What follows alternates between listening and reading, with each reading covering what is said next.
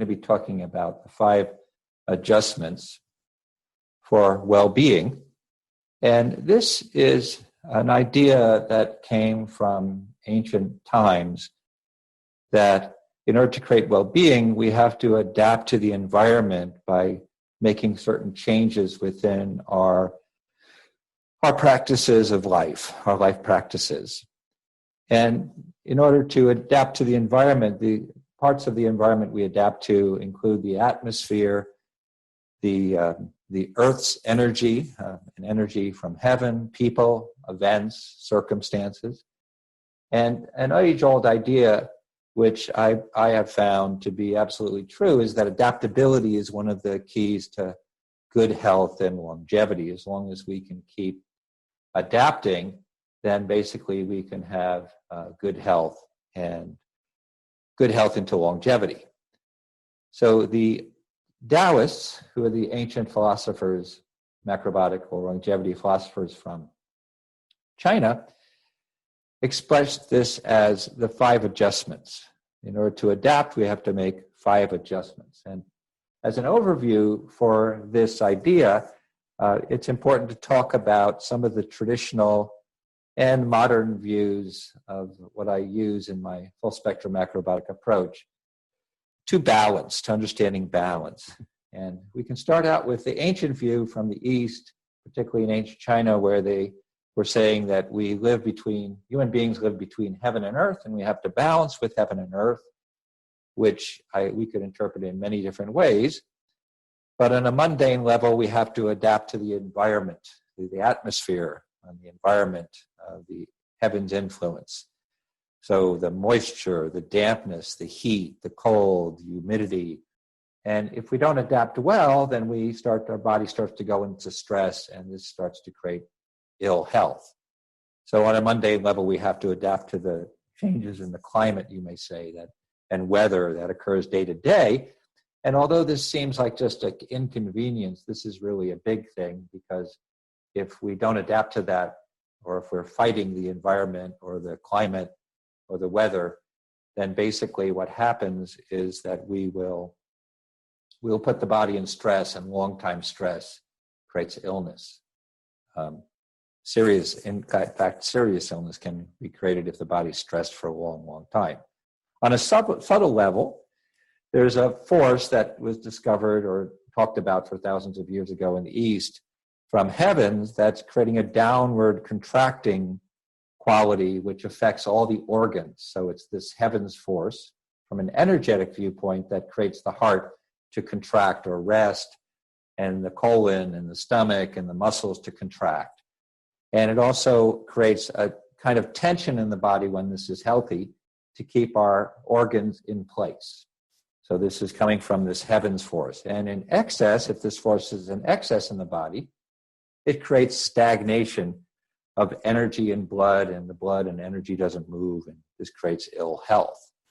Then we have a balance of the earth's influence. Again, on a mundane level, the balance of earth's influence is that we're all a product of the earth. We're the product of the food we eat. And the animals and the vegetables that we eat become us.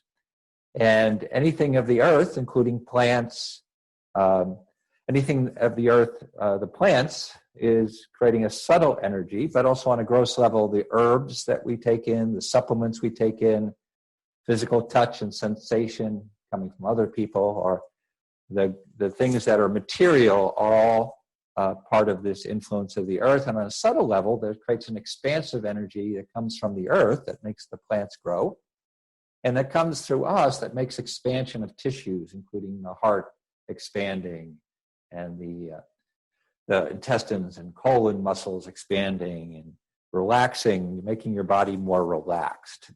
So it's a balance of these two things. These things can be adjusted. One of the adjustments is through movement, we'll talk about, which can be done through various energy exercise practices like Qigong.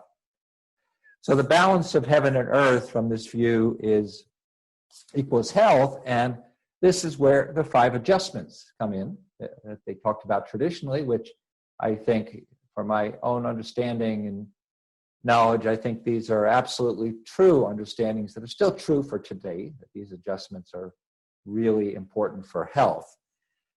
So the adjustments, the 5 adjustments are adjusting our food, adjusting our body, adjusting our mind, and adjusting our lifestyle, and adjusting our breath. So these are the 5 ways that we can adjust ourselves to balance with the environment.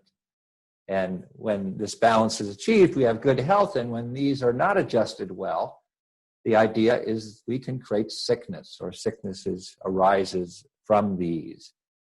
And of course, there are things, there's strengths and weaknesses we're born with that we can't totally change, but we can balance for as much as we can, as much as possible. So traditionally, talking about energetic adjustments, is that there are qualities, we have to balance the qualities of yin and yang in the body, as they talked about in ancient China.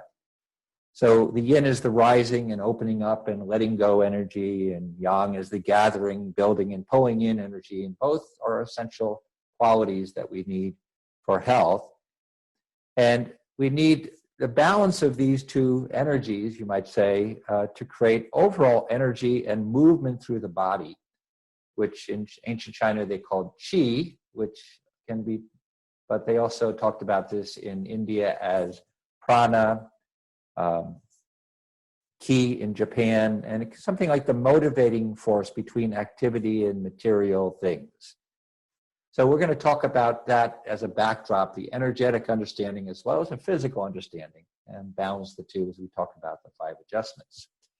So the first one I'm going to be talking about is adjusting our food. So adjusting our food. So in past classes and courses I've talked about this. The majority of food we need to have is a lighter quality, a lighter natural quality, which would be centered around grains and cooked vegetables. Cooked vegetables being because human beings can't totally digest raw food, even though we can eat a little bit of them. We don't have the rumen or digestive tract. Rumen is a stomach which has bacteria that breaks down all the fiber in raw foods that animals have. So we need our food needs to be focused on the light quality, and the grains and vegetables have a more balanced energetic effect. And this is balanced by lighter foods that aid digestion and seasonings, including herbs and spices, and some natural sugars in foods, whether it be fruit and other natural foods that release and open up the body. And heavier elements such as salt and natural animal food and well-cooked vegetables and beans that give us a natural strength. So we need to adjust our diet between these foods that are lighter and heavier, centered around a diet that traditional people all over the world ate, centered around grains and vegetables. So this would be the adjustments we need, are something I talk about in other classes, but I'll give a simple overview to them and examples of them. The adjustments we need for our diet is we need to adjust to the climate we live in. We need to adjust to the season. So there are foods that are more warming that we need in cold climates and cold seasons, like the natural animal foods and heavy, well-cooked foods. And there are adjustments we need for the season and climate in warm places, which we need lighter animal foods, and a little bit less of them, and also lighter cooking, as well as certain kinds of seasonings, like hot spices, where they use in places like southern India and China. And so this would be examples. You need more watery food to adjust. And if you go against that, like people do, eating very heavy and rich foods all throughout the summer, or eating very light foods like a lot of raw foods and a lot of spicy foods and a lot of tropical fruit in the winter in a four-season climate, like where I live in Massachusetts, then you can start to get ill. But what happens is your body has to work harder because you're going against the seasonal balance. So we need to adjust for the climate and season. We need to adjust also for things like for our activity levels. So we also need to adjust for our sex. So if you're male or female, you need slightly different foods based on your body differences that occur. And we need to adjust for our age. We need to adjust our food for our age. So these are things that basically for instance, examples of this adjustments that I talk about in my other courses in more detail is that basically for activity levels, we need, if you're highly physically active, you need a lot more calories and a lot heavier, richer foods, including protein-rich animal foods to give strength to the body. A friend of mine who said that he tried to be vegetarian or vegan vegetarian when he was in his late teens, was doing heavy construction work and just could not make it or didn't know how to adjust his diet for that. So he went back to eating natural animal foods, or animal food in general, not natural at that time. So a person who is working at a desk and doing intellectual food work needs a lighter fare, but not super light. So they still need to eat a variety of nourishing foods from grains and vegetables and natural animal foods if they're open to eating them for strength, but they don't need quite the heavy, richer foods and calorie-rich foods such as fats and sugars and other foods that someone who's doing a lot of physical work would need, or as an athlete. Men and women need foods. Generally, women's body energetically is stronger inside. That's why women can create another life. Man's body has some weakness inside. So to balance this, generally, men need a little bit heavier, denser, and more calorie-rich foods, and women need a little less of those types of foods. So men will need to eat more heavier or stronger animal foods, as well as well-cooked foods and more calorie-rich foods like natural flour products, sugars, and fats, why women don't need quite as much of that and need a little bit lighter fare, including some natural sweets, but not high calorie rich, and need less calories than men. So I'm giving examples just because it's impossible in the short time we have to go through the whole list of these things, including, but I'll give simple examples so we can cover the basic idea. And then the next adjustment that we need is we also need to adjust one more adjustment, which is a huge topic, which I talk about more in my diagnosis plus nutrition health coach training in high detail, is we need to eat for our health condition. And there's a way to diagnose that through the hands, the feet, the face, all the symptoms, and all the things that you do, including your speech and your talking and your posture. And I talk about this. This is the part of my IDX diagnosis based on a combination of Oriental medicine and biology, so that you know how to adjust your food for your health condition, either sickness or just general health. So that I talk more about in those classes. The second adjustment is to adjust your body. And the adjustment of the body is very important because the effect of things like diet and lifestyle. So adjusting your food, also there's adjustment of a lifestyle, which has a lot to do with your body. So adjusting your body has two elements. One is adjusting your lifestyle because it affects you, and then adjusting your body through movement and exercise. Those are the two elements of this. So our lifestyle needs to be regulated in a certain way that our body benefits. So for instance, we need to eat regular meals and get adequate sleep and not be exposed to toxins, whether that be electrical energies that we're exposed to in equipment or toxic cleaning supplies. We need to work on that. And again, I talk about this in more detail in other courses. And the effects of our diet and lifestyle, we can say burning the candle at both ends, either with inappropriate diet, which is a diet that is too rich, too high in toxins and chemicals and junk food, or limited, like when natural diets are missing nutrients like adequate proteins or calories. What happens is that then, and if our lifestyle is also burning the candle at both ends, what happens is our body starts to change and alter, and we start to develop these stress habits of posture.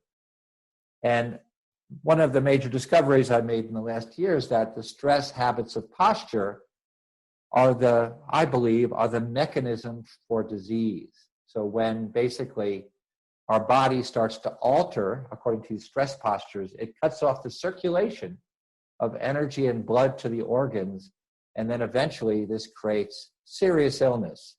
For instance, when the chest becomes very tense and blocked because the muscles are overdeveloped or the body is pulling forward. One of the stress postures is called the red light reflex, and it's a consequence of the body saying, I'm having too much stress, so all the muscles tighten up and it pulls the body forward. And you see this as people get older because people don't know how to counter the stresses and they don't know how to avoid the stresses of diet and lifestyle in modern times. We're not taught that. So what happens is then it cuts off the circulation as the body tightens here, either because the muscles are overdeveloped. This happens to like bodybuilders. That's why some of the major famous bodybuilders like Schwarzenegger and others had heart bypass surgery. It cuts off the circulation here. Or if you don't have the muscles developed, but the muscles are pulling down, it cuts off the circulation to the heart, which creates heart disease. If you cut off circulation if the body is pulling forward in the front and cut off the circulation to the prostate or the colon, eventually you can create some kinds of cancers, which take something like 20 to 40 years to develop, of cutting off circulation to the body as well as toxicity from food and the environment, combined with that, I believe. So the other reflex, this is the red light reflex, which the body is saying stop, but when you're putting out energy like we are due continually in modern industrial society, because we have so much things we have to accomplish and so many deadlines and so many responsibilities, the back of the body tightens up, causing a hyperextension of the leg muscles, which cuts off the circulation, and a excessive curve in the lower back, and tightness going all the way up to the back of the head and the skull. And sometimes people have a combination of these two. So that cuts off the circulation. Now, these do other things, but they affect the organs, and that combination, either the red or this green light reflex in the back, pushing forward, which can get also stuck as a habit because we're under so much demand today, or the red light reflex when the body is pulling forward, the neck and the head and the shoulders are pulling forward because the body is saying stop. You can have either one or a combination. And sometimes we also have one, or we have a trauma reflex where we've used one part of the body or injured one part of the body and it tightens up, cutting off the circulation to the right side of the body or the left side of the body. Any of these can cause a host of health problems, from excessive muscle tension, which is not recognized as a cause of disease. So besides cutting out the stresses in our diet and lifestyle, and I talk about more of the stresses in my other courses from lifestyle, and adjusting your diet to eat what I call a full spectrum macrobiotic diet, which is the diet that people ate traditionally around the world: natural foods centered around grains, vegetables, natural animal foods, dairy products, natural animals, natural seasonal local fruits. We need also to go and adjust our body through exercise and movement. And how we do that, there are very specific ways to do that. Stretching alone will not correct it because many people overstretch and they make their muscles tighter. So they overstress and they make their muscles tighter, so stretching alone is not enough. The key to reversing the imbalances in the body is a practice called pandiculation. And pandiculation is what animals do to release stress. It is resetting the muscles by resetting the brain. And how it works is by a combination of doing things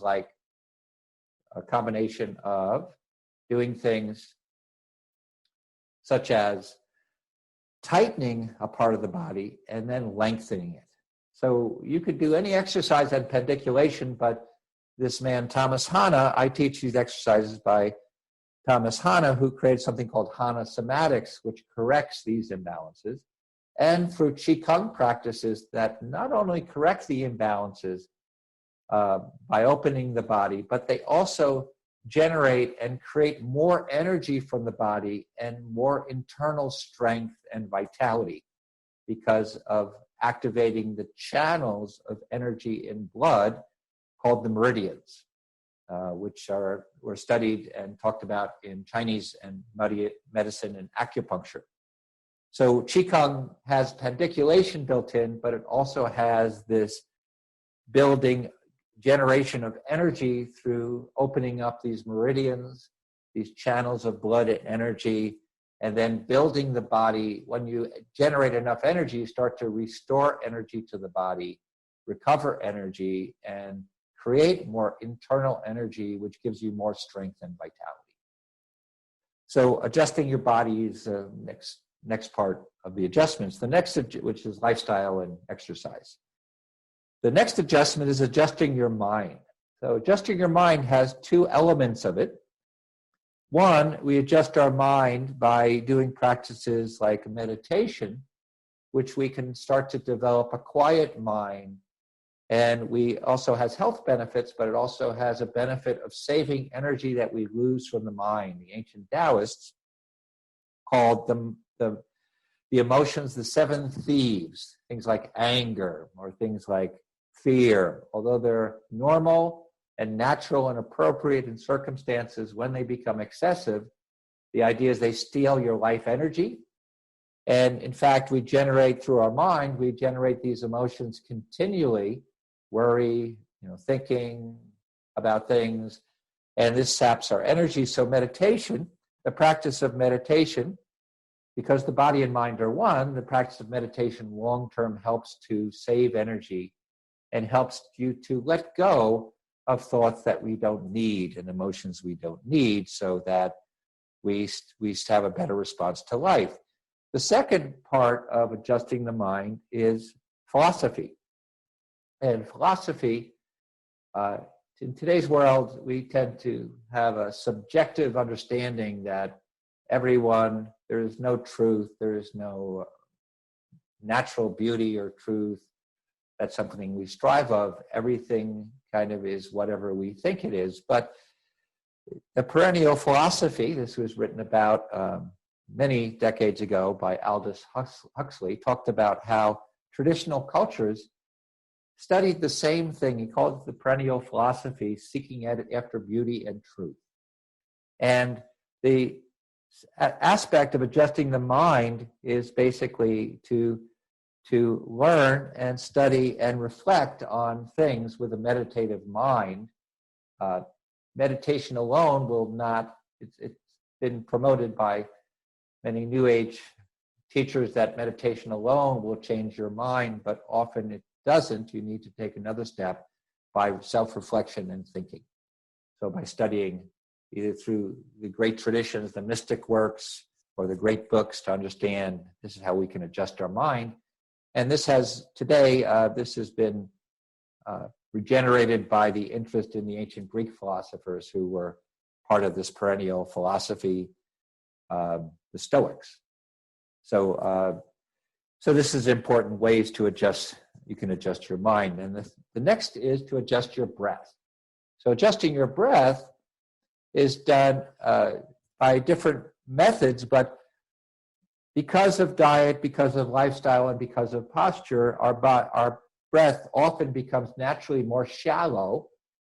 And shallow breath leads to many illnesses, including cancer cells, the development of cancer cells, because cancer cells like a low oxygen environment. So the shallow breathing that arises from stress, from diet and lifestyle, and then the posture that cuts off the circulation and inhibits the diaphragm and the lungs, basically creates shallow breathing, which creates mental states like anxiety and depression because of the lack of oxygen.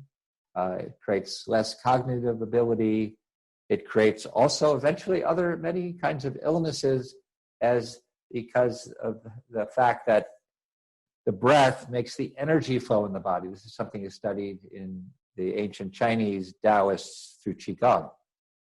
So basically, we can study breathing by studying something in the Qigong tradition they called kidney breathing. And kidney breathing is something I teach people in classes. I teach also Qigong long distance. Also, I teach the Qigong in long distance, Skype lessons.